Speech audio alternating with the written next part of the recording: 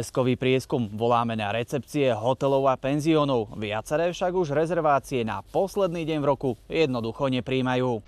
Silvester už máme plne vypredaný. Budeme plno obsadení.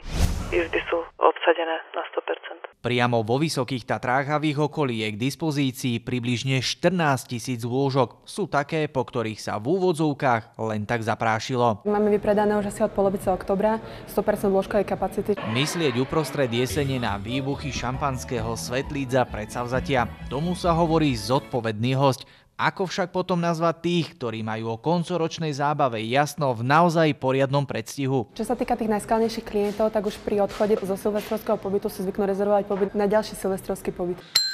Je ich približne 15%. V Tatrách ale počítajú s rezervou. Sú hotely a penzióny, kde je voľných postelí stále dosť. Zatiaľ aj pre hostí, ktorí si zimnú dovolenku plánujú na poslednú chvíľu. Ľudia ako keby čakali na pravú zimnú atmosféru, ako sa vyvrobí počasie, či bude sneh, či bude mráz. Silvester ale nemusí byť len nablískaný a drahý. Pri fľaši sektu v penzióne na Podhorí môžete vítať nový rok za pár eur. Marek Vnenčák, televízia Markíza.